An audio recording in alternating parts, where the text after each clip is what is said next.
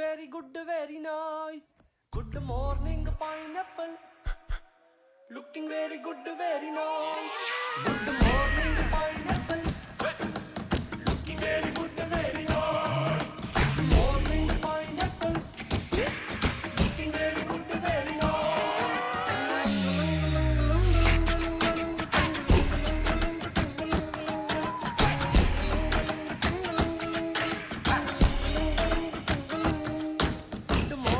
pineapple, looking very good, very nice. Good morning, pineapple, looking very good, very nice. Good morning, pineapple, looking very good, very nice. Good morning, Showers.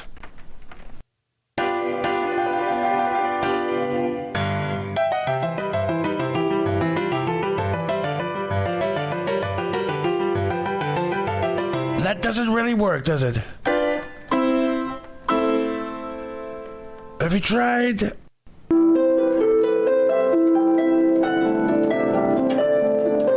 that's good. Oh, fantastic. Oh, fantastic. Better. So much better. What a fantastic, fantastic tune.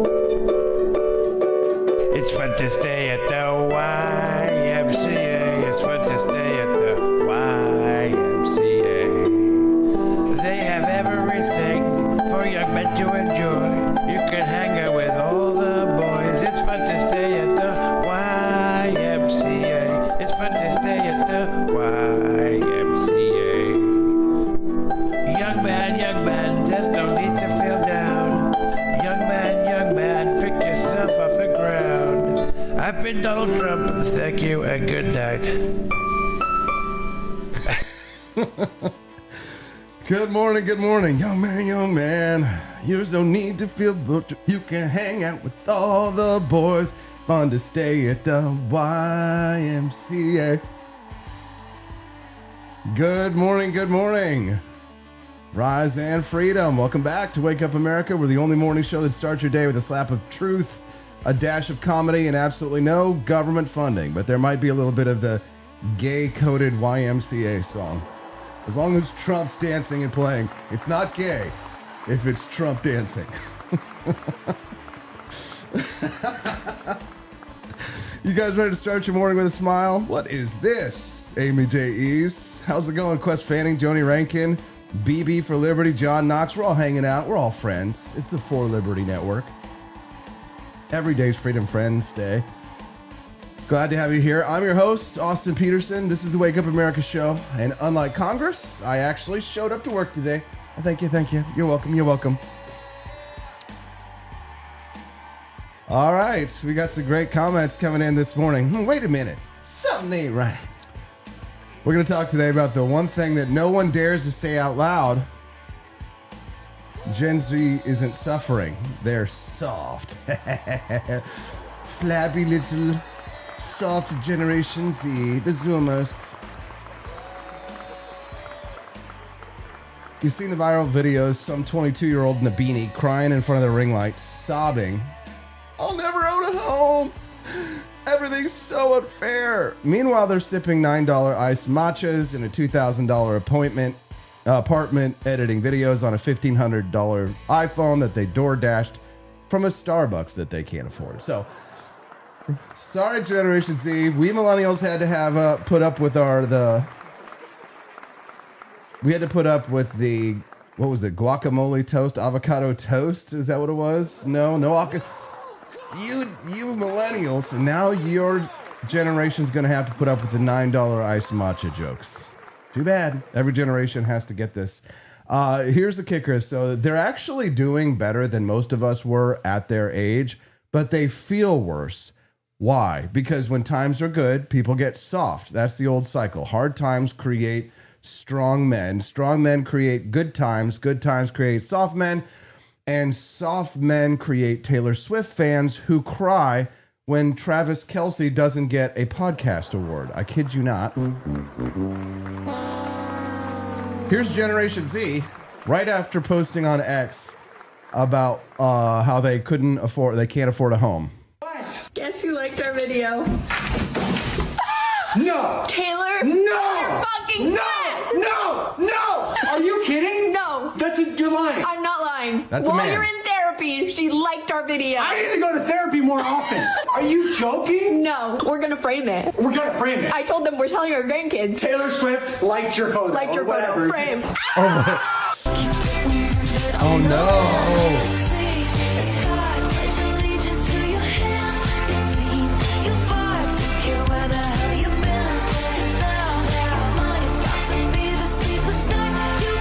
So You guys are talking about a mustache. I'm talking about a beard over here. But not a literal beard. The metaphorical beard. You get the joke. Right. Dad Bod Baboon's here with us as well as Barney Styles. It's nice to see you guys here. 100% certain he pees sitting down, says BB for Liberty. Very true. So today we're going to dive into the cold hard data on the Gen Z despair narrative. And spoiler alert, it's bunk. They've got more money, more opportunity, and more options than ever before. But they also have TikTok brain. They have participation trophy trauma. And they have a level of entitlement that is so high that it needs FAA clearance ready to land.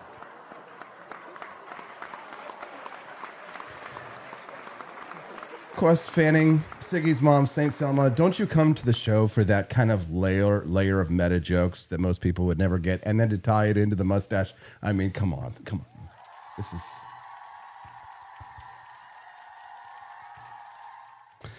after we break that story down this morning, we're going to roll straight into Shutdown Theater, except they spell it Theater. This is Act 4, brought to you by the same people who still haven't figured out how to balance a budget or plug the border, but they sure do know how to shut down your small business and keep their paycheck. 6 days in, federal employees are already filing for back pay on the paid time off they're taking during their taxpayer-funded staycation.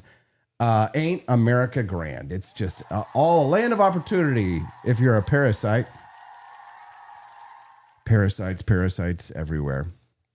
Then at 8 a.m., we're going to be joined by a man on the ground in Japan this morning, live from Tokyo, Yokohama Mama, Matthew Noyes, who's going to talk to us through how Japan just took a turn toward the anti-globalist right by electing a new prime minister who's as based as a sushi chef with a samurai sword. He's promising to push back on China, cut off the WHO, she's promising to push back on China. It's a female prime minister. Cut off the World Health Organization and maybe, just maybe, revive something in Japan called national pride. Does everybody remember that? Anybody remember national pride?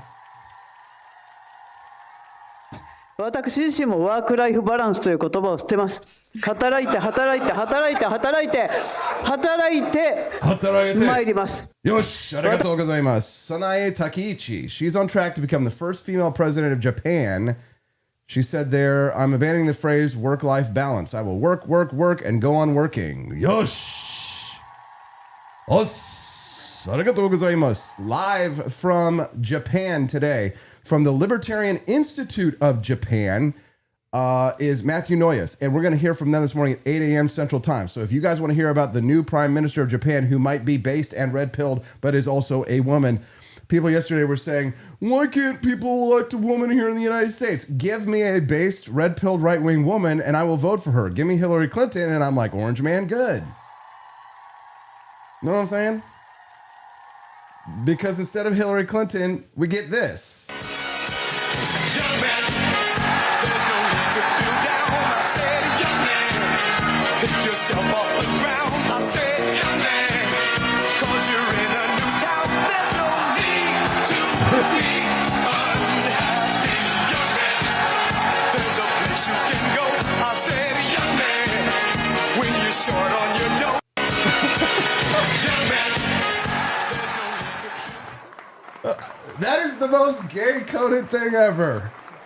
With the Navy doing this, with the in front of the Navy? Are you telling me that is, I'm sorry. What the hell? Oh my God, no way. Yeah. How you gonna do the double hand fist?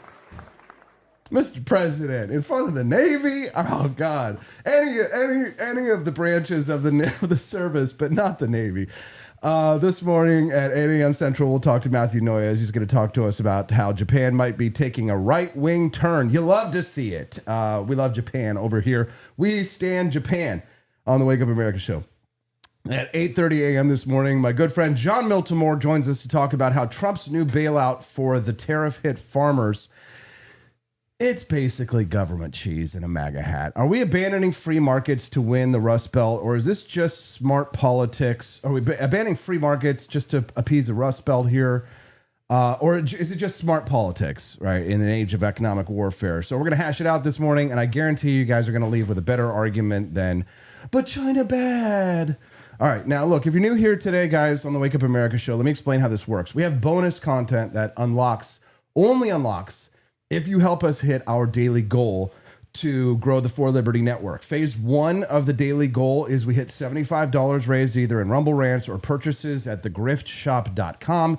And we unlock today's 5-minute mini documentary. That's going to be a fantastic little mini documentary. It's really fun. We make like cute graphics for it. It's about a topic that you might not hear on other shows, and it's way more fun than watching commercials because I have to go to a commercial break or some kind of break in order to get my guests on the show from literally Tokyo, as well as Jon Miltimore in Minnesota. So rather than watch commercials, which are not as fun, although our commercials are fun typically, you could watch our 5-minute mini documentary by unlocking phase 1 of the bonus content. So as soon as we either raise $75 in direct gifts to us this morning, or we'll call them tips for tax-free tips purposes, then if I get audited, Brad, please go back and cut this for the court case against the IRS, okay?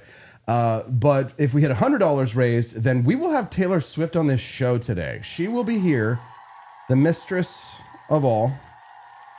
$100 and we unlock Breakfast Theater. Today's guest is none other than Taylor Swift, and she is mad. She's not mad at Biden, not at Hamas. She's not mad at Ticketmaster. She's mad that Travis Kelce's podcast didn't get nominated for the Golden Globes. Golden Globes. Funnier. The Golden Globes. She's threatening to do anything that it takes to get Travis Kelce nominated for a Golden Globe for his podcast.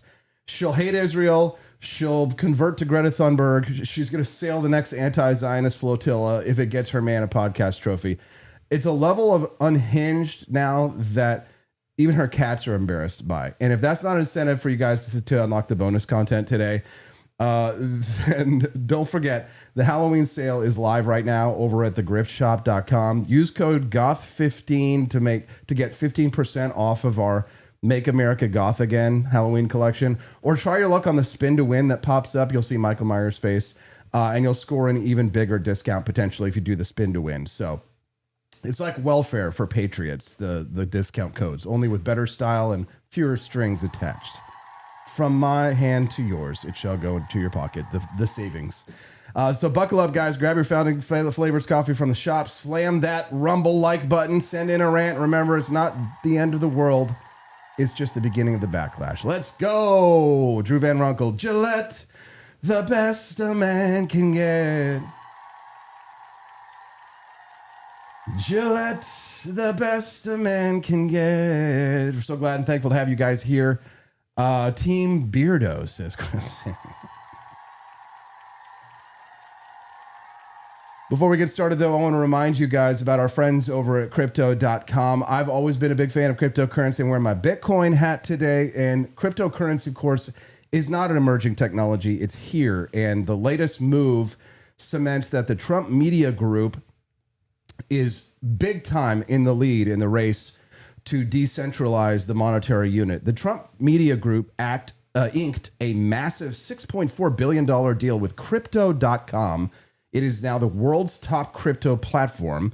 They're teaming up to scoop up $6.4 billion in CRO. That is a powerhouse token that fuels fast, low-fee DeFi, staking rewards, and real-world perks like cash back on your spends to launch America's first CRO treasury. When it's done, this new company will be the biggest CRO holder out there. If you want in on the action, head to crypto.com today. Grab some CRO. Let's make crypto great again. Make it great again. Welcome, welcome, welcome. Let's get this day started by bashing on Generation Z. You've seen the slogans. Gen Z is dying. Gen Z is doomed. Gen Z has no future. TikToks weep about rent. They meme about the good old days. They have nostalgia for decades that they never lived in. And you see quite frequently the AI nostalgia videos. They're like, come back to the 1990s, man. And let alone many of these people are not even born in the 1990s. They never saw the 1990s. They're just desperate for an idealized time, nostalgic for a past that didn't really exist. I will say maybe the 90s might have actually been the peak of human civilization. So maybe I could understand them a little bit. But the influencers of this generation, they monetize their misery. I was reading about this thing this weekend called pity marketing. And I was like, God, that is such a really good grift. You want to talk about grifting? Do you know what pity marketing is? So apparently they found this one woman. She's an older woman, and she was trying to market her books and her children's books. And she goes to the bookstore and she sets up a book signing, and nobody shows up to her signing.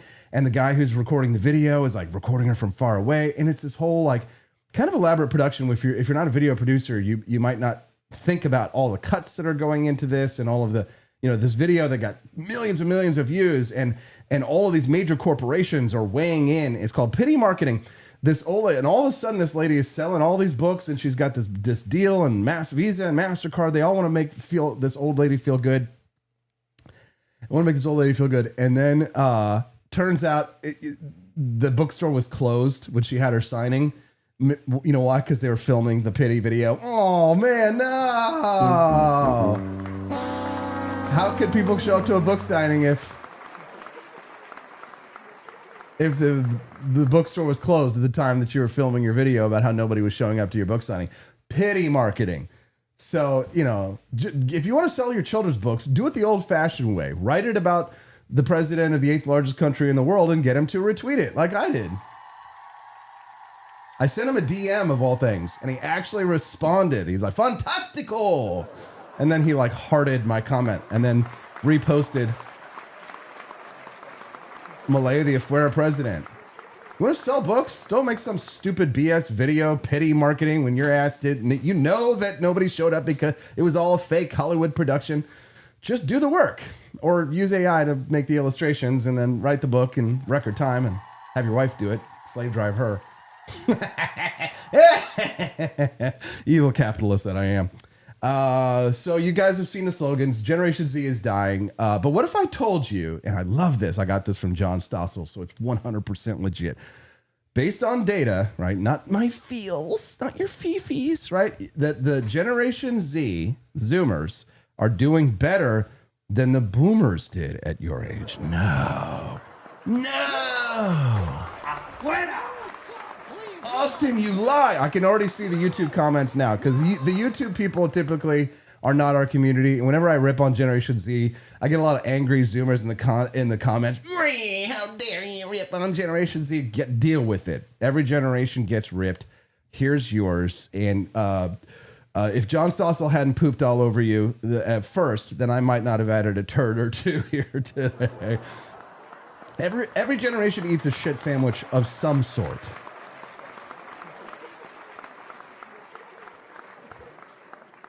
Austin does not know what a fifi is. True, I have no feelings. I ran across a piece by Jon Stossel, and it was titled, "Quit the Whining Gen Z. You're actually doing better than boomers." This is history and economics punching the Zoomers in the face. The victim class. Oh, you're a victim. I'm a victim. All right, now before you grab your traumatized t-shirt, guys, hear me out. I don't condemn struggling people. I just refuse to let misinformation become the dominant worldview. I am Logic Robot 101. Your feelings mean nothing to me. No, I don't want people to struggle. I don't condemn them because they're struggling and just say, I feel nothing for you. I do feel something for you. But here's the problem. Comfort makes people soft. And soon enough, soft men will crumble when the storm comes. The good times produce soft men. That weakness invites catastrophe. This is not hyperbole. This is a pattern that we have seen over and over again. So let's tear apart the assumptions. We're going to expose the illusions. We're going to plant some truth this morning. We're going to build a case for this argument. We're going to use logic, wit, maybe a little bit of stoicism. I was listening to my classics this weekend as I was mowing the lawn, Marcus Aurelius Meditations. So I'm in a very stoic mood this week. Generation Z, you're not cursed. You're just misled. Let's start with wealth and income. According to the St. Louis Fed's analysis, younger Americans, millennials plus Gen Z, now own $1.35 for every dollar that the boomers had at the same age in terms of household wealth. This is a big, big story. Big deal. You won't hear this reported on most legacy or alternative news outlets. That's why you watch the Wake Up America show, so you can get the real data. This is according to the Federal Reserve Bank of St. Louis, and since that is a Missouri institution, I can trust it 100% completely and totally. It's the only Fed that I'll allow. Just kidding. We'll end all the Feds later. But data is data. So the new crop of Zoomers has more wealth at comparable ages than the boomers did. Now, that doesn't mean that every 25-year-old is a millionaire, okay? Inequality and debt, they complicate this question. But as a cohort, the trend line for Zoomers is upward. Now, let's talk about home ownership. What about homes? What about homes, right? Housing is more expensive. It is true. Mortgages are brutal, right? But home equity remains the great engine of middle-class wealth. In many households, 50 to 70% of their net worth is tied up in home equity.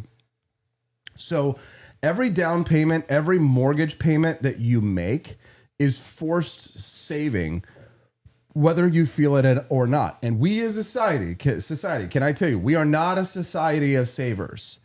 And I don't know at what generation that cut off, but for the most part, most generations have not tended to be savers.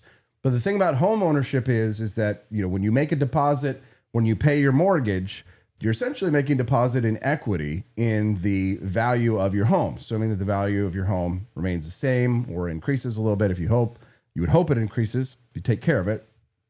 Here's an interesting fact about the investment that Generation Z is engaged in. So according to a recent JP Morgan Chase Institute report, lower income Generation Z households are 5 times more likely than in 2015 to be adding financial investments. So lower income Gen Z households, they're 5 times more likely to be investing than households in 2015. So 10 years ago, we have increased the lower class, lower income, we'll say, I won't say lower class, lower income. I mean something different when I speak about class, but lower income households are now investing more. Thank you to Nelson. He seems to enjoy the view today. I don't know what you guys are all talking about, my beautiful face. My face has always been beautiful. About a third of 25-year-olds now have investment accounts, 6 times the rate in 2015. So a huge jump in investment accounts of 25-year-olds. So this suggests a shift and an understanding by those in Generation Z about how generational wealth is built. It's built more on capital markets than it is just real estate. Of the generations before, the main investment vehicle that people staked their financial claims on, those investment vehicles were just real estate, right? Their home, maybe a detached office building or a barn. Generation Z understands that they have to diversify, and many of them are getting into the marketplace, the economy. Imagine if we had taken George W. Bush up on his proposal with Social Security. Somebody fact checked me on this one because the actual numbers were staggering, and I can't remember the exact number, but if we had followed George W. Bush's economic plan with Social Security of getting people to to take that Social Security payments and put them into a market-based account, and they had just tracked the S&P 500 from the beginning of George W. Bush's term, Social Security that exists now would actually be solvent, and many of us would have retirement accounts that would be like triple or quadruple what they are now with what we'll earn from Social Security now. Drew Van Runkle says, good point, Austin. I'm going to have to take my extra money and put it into savings instead of rents. No, see, don't look at it like that way, Drew. What you do is you put it in a savings or an interest-bearing account, and then you take the interest, and then you take the interest and you invest the interest. Or if you invest, you collect a dividend, buy a dividend-bearing stock, and then just give the dividends to the sales after net taxes, of course, capital gains taxes. Sad. Take that dollar that you get that you would have given as a Rumble rant, and take a dollar of the money that you get after your capital gains taxes from the sale of your stock, or from the dividend from your stock, while maintaining the principal of your share, or put it in a savings account. And if you're getting like 2.7% on your savings, give 1%, tithe 1% to the For Liberty Network. And then keep a dollar for yourself. And that's how we're all capitalists, and that's how we're all going to get rich. Generation Z, they get it. So that's how you do it. If you have more financial questions like that, consult a proper financial planner. But as for me and my house, we will serve the dollar and the Bitcoin.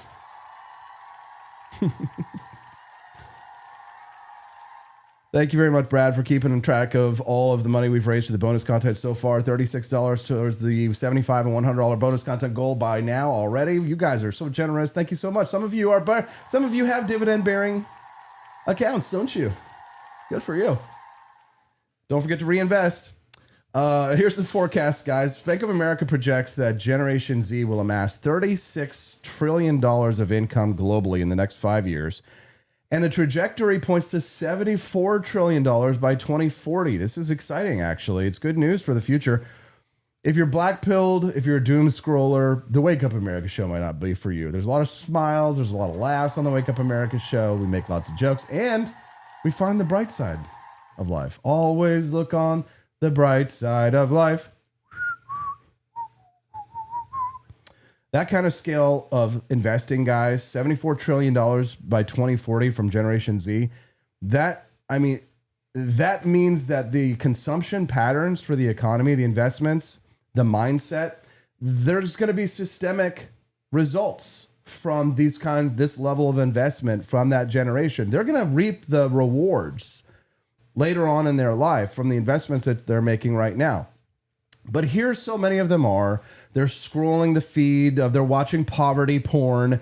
They're thinking about moving to New York City and voting for that communist lunatic Zoran Mamdani. Yeah.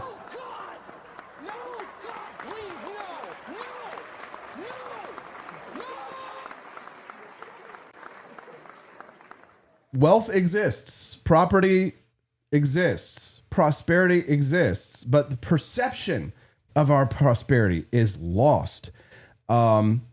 Here's a myth from the Boomer Zoomer generation rift. The myths about that we buy, many people buy, especially Zoomers. This is the first myth. They had one income that Boomers had. They had one income and they paid for everything. No. Tuition in the 1960s, inflation adjusted, was much lower, but far fewer people went to college overall. Cars broke down more often, so you had to pay a lot of money to repair your car, or you had to figure out how to repair it yourself, which took a significant amount of investment of time, and time is money to repair your own car, and you had to know how to repair your own car if you were going to do it, or you were constantly taking your cars to the shop. Homes were smaller. Talking about home ownership, they were smaller, they were inefficient. I know that growing up in a farmhouse, that there were certain nights when the wind blew and the storms came in and the tornadoes were, down the way. You could just see them with the lightning, the wind howling and it's coming through, some of the cracks in the old farmhouse that we grew up in and stuff. Still some of those cracks out there. Stonegate Farm and Nursery. They were inefficient, and they were hot in the summer and they were cold in the winter. Instead of like mine right now, where we've got the wires that run underneath the ground out here. We do that.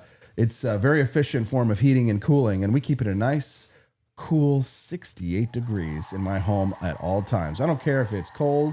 I don't care if it's hot outside, because it is a nice, balmy 68 degrees inside Austin Peterson's home in Jefferson City, Missouri, where it's 62 degrees Fahrenheit on the outside and 68 degrees on the inside. It's the beautiful Wake Up America show streaming location live.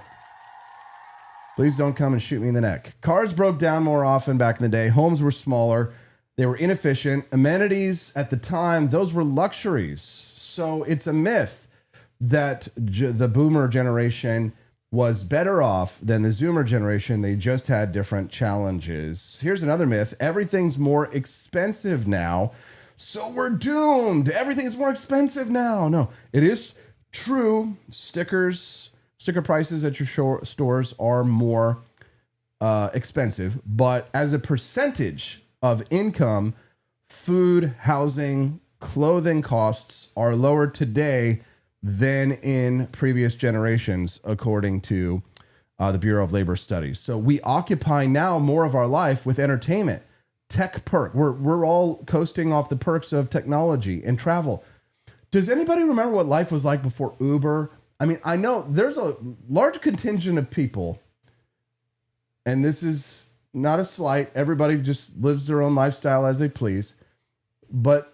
And I guess mine is more of an alternative lifestyle, comparatively speaking. But do you remember what it was like to travel? And you travel. I like to travel frequently, so I travel. There's a lot of travel. Do you remember what it was like before there were stinking Ubers? Has anybody here? Raise your hand if you've ever been to New York City. Did you go to New York City? And did you go to New York City before Uber existed? When you had to get a cab somewhere? Do you live in an urban environment or near an urban environment? Do you remember what it was like? You had to either drive everywhere yourself. And in America, it's good. We have cars. But if you live in, say, a more urban environment, maybe you know there's public transportation. Do you remember what it was like before Uber and how much it sucked trying to get around some of these environments, right? If you didn't have a car, right, or you just needed a car, or do you remember waiting in line for taxis at airports? You had to wait in line. Some people are still doing this. You get in a line and you go and get a taxi. You used to have to do this. We spend more of our life. Now we get in the cab and we Uber, and then we order the pizza delivery on the phone. We don't even have to pick up the phone and say, "Hey, Domino's." You just order it on your phone, and then you show up, and then you turn on, Game of Thrones or whatever you're watching. No, we can't. We keep HBO, but we're canceling Netflix, right? Okay, yeah, cancel Netflix, but keep HBO. They don't go woke. Kermode Bear says, "My dude, I have yet to use that." See, then Kermode, you're like most people. They don't go places. I go places, and the places you'll go. On the 18th of October, you will see me, AP for Liberty, speaking at the Libertarian Party of Colorado. My former party has invited me back to speak. Please don't shoot me in the neck. Freedom. Please don't kill me just because I believe in freedom. I'm going to speak to them, and we're going to talk about 10 ways to save Western civilization using this one weird trick. What is the weird trick, Austin? I want to know what the weird trick is. Of course you do. That's why it's a hook. That's why I'm the master. That's why I will be the main speaking event at the convention. Which way shall we choose? More bottom up or more top down? The fight continues. Keynes and Hayek throwing down. No? Which way should we choose? More bottom up or more top down? The fight continues. Keynes and Hayek throwing down. All right, capitalism fails you, Generation Z. It's a myth that capitalism has failed you. This is the gospel sold to us by influencers, that the system is rigged, the elites cheat, nothing you do matters, you are black-pilled. This is not economics. It's a sermon of despair, and the Generation Z is a generation of willful believers in this mythology. Here's the data.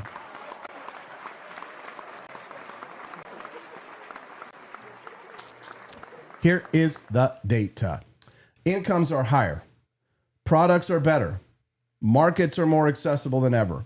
Influencers like Xavier Durousseau, if you know the name, preach institutional oppression over individual agency. Or consider the leftist TikToker Harper Dane. She tweets, "Your wealth is proof that you robbed someone else. I'm sorry, but that's bullshit."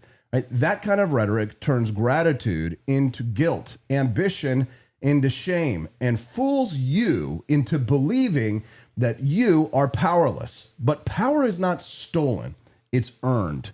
Discipline, risk, consistency, mindset, that's your secret weapon. Those are some weird tricks.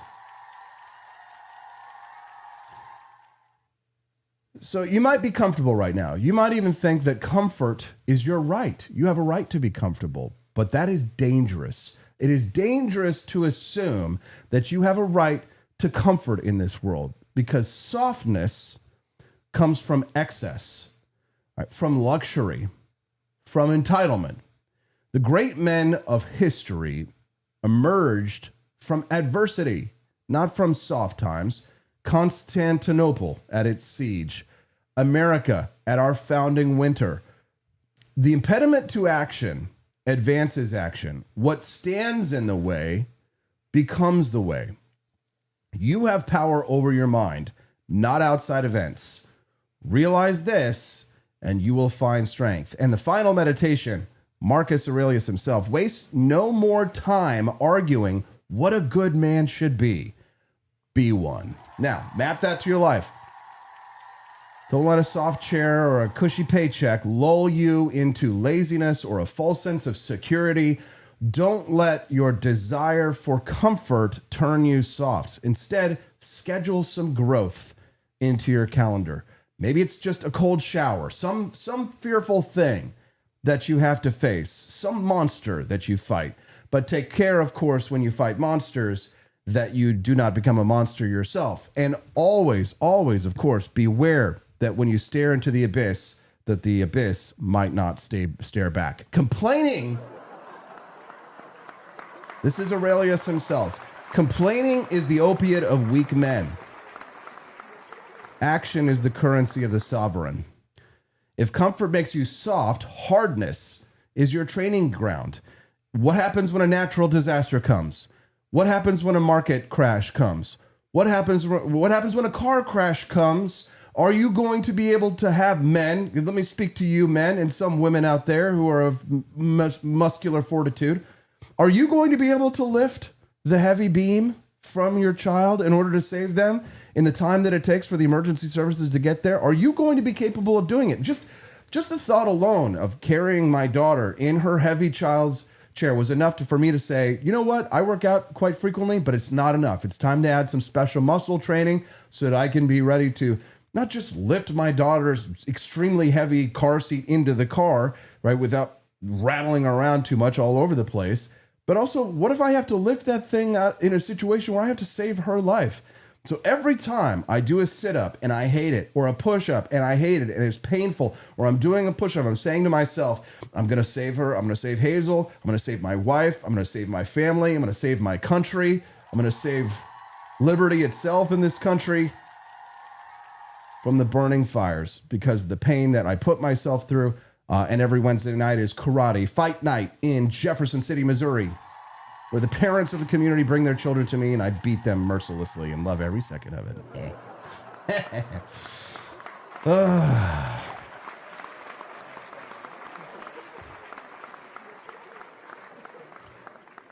So, guys, here's what I'm going to hand the mic to you guys. Are you awake this morning? Are you asleep?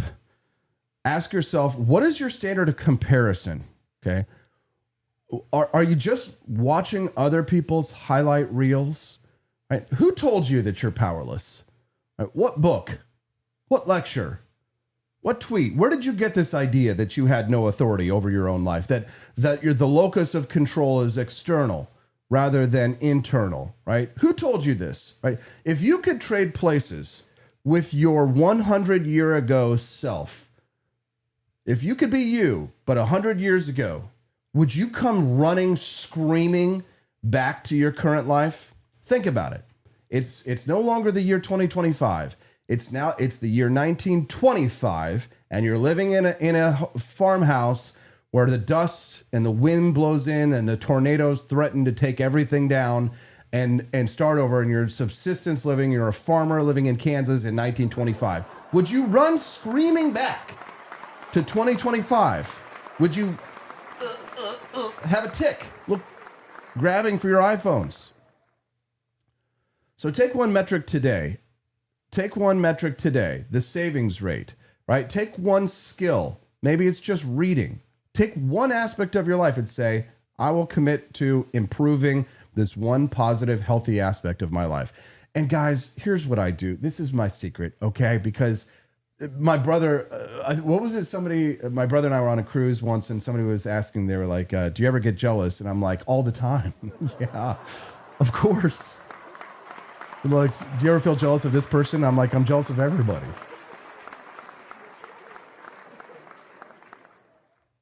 But resist the freeway of comparison. The internet is built on envy economics. You're watching other people's lives. I have to tell this to Stephanie all the time because sometimes we struggle. We have challenges. We're like, oh God, the baby. We're gonna have another baby. We're gonna be able to do this kind of thing, But like when then we watch these influencers who are like they've like 14 children on this huge estate, and they're like she's like lactating into like a jar and then turning it into like some kind of milk butter thing that she sells for $1 billion. And we're like, are we doing things wrong? Comparison is the thief of joy. Stop comparing yourself to other people, right? Stop building yourself a whole lifestyle built on envy. Stop being a consumer of pity. Become a producer of value. Younger Americans now hold $1.35, $1.35 for every dollar that boomers held at the same age in net wealth. Lower income Generation Z households are 5 times more likely than in 2015 to invest in financial markets. Generation Z will generate $36 trillion in income globally in the next 5 years. That will expand to $74 trillion by 2040. Home equity accounts for 50 to 70% of net wealth in many U.S. households, and Americans spend a smaller share of income on essentials than previous generations did. That's the Zoomers versus the Boomers. Brad, clip it. Are we going to have Taylor Swift on the show today?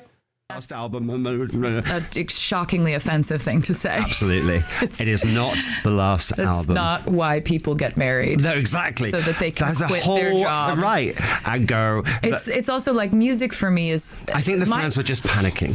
Oh, I know. They love to panic sometimes. But it's like I love the person that I am with because he loves what I do and he loves how much I am fulfilled by making art and making music. That's the coolest thing about Trav is like he is so passionate about what he does that me being passionate about what I do, it connects us. 100%. There's no point in time where he's going to be like, I'm really upset that you're still making the music. Can you imagine? The music thing that I signed up for that I knew you love, I thought you were going to stop doing that. I love. It's shockingly offensive. Shockingly offensive thing to say that she would be retiring from music now that she's getting married. I'm sorry. Which way shall we choose?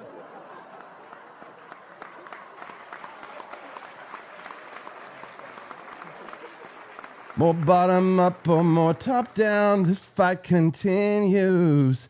Keynes and Hayek throwing down. Jobs are the means, not the ends in themselves. Not the ends in themselves. People work to live better, to put food on the shelves. Real growth means production of what people demand. That's entrepreneurship, not your central plan. My solution is simple and easy to handle. It's spending that matters. Why's that such a scandal? Money sloshes through the pipes and the sluices, revitalizing the economy's juices. It's just like an engine that's stalled and gone dark. To bring it to life, we need a quick spark. Spending's the lifeblood that gets the flow going. Where it goes doesn't matter. Just get spending flow. You see slack in some sectors as a general glut, but some sectors are healthy, only some in a rut. So spending's not free, that's the heart of the matter. Too much is gets wasted as cronies get fatter. The economy's not a car, there's no engine to stall. No expert can fix it, there's no it at all. The economy's us, we don't need a mechanic. Put away the wrenches, the economy's organic. Which way should we choose? More bottom up or more top down? The fight continues. Gazing high, it's second round. It's time to win. Or from the top or from the ground. Let's listen to the great say. Gazing high, it's going So, down. what would you do to help those unemployed? All right, guys, we got to break in for a moment here because before we do this today, and we have Matthew Noyes from Tokyo, the Libertarian Institute, Japan Institute of Libertarianism, will join us at 8 a.m. I'm excited. It's going to be fantastic. Looks like we're well on the way to rumbling through the bonus content. First phase, well on the way, especially with gifts from people like Steel Bringer. Thank you, Joel. We appreciate you, brother. He gifted a sub because I played a classic. And I want to remind you guys that we are brought to you in part today by our friends over at the Expat Money Summit. If you're saying to yourself, how do I go to Japan, become Japanese? Then this summit might not be for you. I would sign up anyway because it is going to be focused on Latin America. I will be speaking on a panel October 10th through 12th. It's your chance to take control of your future, how to move your money offshore, how to live free or abroad, how to protect your assets from collapsing systems. If you think you can outsource your life to victim narratives, you'll fail. But if you believe in sovereignty, individual self-sovereignty, and self-determination, this is one of the last few real launch pads left. Go to expatmoneysummit.com and lock in your access now.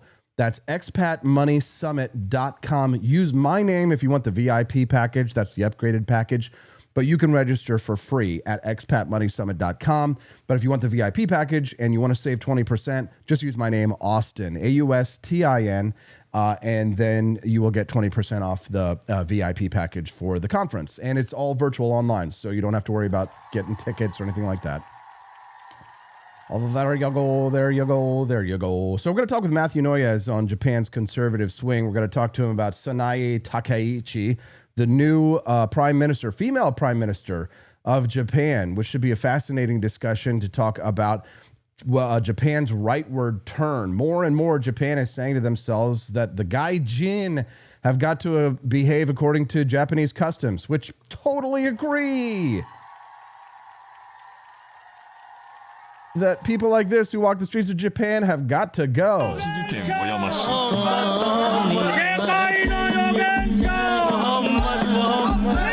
Lama, lama, lama.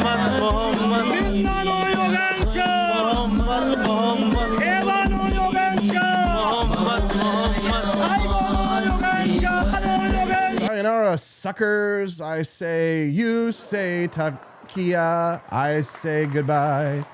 Goodbye, goodbye. You say Allah, I say goodbye, I say goodbye. Why, oh, why, oh, why? Big Mom Donnie is practicing takia. 1,000%. 1,000%. He's presenting the as Muslims are laughing at you guys. Like, this is the funniest thing. Like, dude, give it 50 more years, entire New York's gonna be Muslim, and then before you know, it's gonna be Sharia courts, and then like y'all are. It's like shooting yourself in the foot. Like I can't even believe. And like you see Europe, you look at Europe, it's happening right now, and then you're like, oh, let's just do it here in New York. Like it's like no, like you have to stop. Like obviously takia is working, and they're doing an amazing job at it, and they're fooling everyone. Like, and all the Muslims are like so happy that's happening. Like this is the best thing that could happen in Islam, and he's gonna win. Because we're too stupid. Like, no matter how many times ex-Muslims will say, Taqiyya is a real thing, they are lying to you, they will take over within 100 years, no one's going to listen. Because we just assume that our God is the same as their God. We just assume that their God will tell them not to lie, but their God tells them to lie. That's the difference. To give before the conquest, and they strive in the sake of Allah, and they fight in the sake of Allah. Allah says that in the Quran. They're higher level. But the point is that victory is coming, guys. And so, this is your chance to be part of the conquest, of the victory. This is the real thing here. Jahidul mushrikina, the hadith says. The hadith says, Jahidul mushrikina bi anfusikum wa amwalikum wa alsinatikum. That strive against the mushriks with yourself and your monies. and your tongues. There we go. Big Mom Taqiyya, Dog. that is the Islamic law to lie to the kuffar. What is a kuffar? Well, if a Muslim ever calls you a kuffar, it's like if you're a white person and you call a black person a nigger. It's the same thing. Kuffar is like nigger in Arabic. So now, white people, you know what it's like to be called the N-word. Something just happened on the other side of the Pacific. You guys, it's sending shockwaves around the world in global politics. One of America's closest allies, Japan, has just elected a hard-right conservative as prime minister. She's a fan of... she's a big fan of Margaret Thatcher, of all people, which fascinating.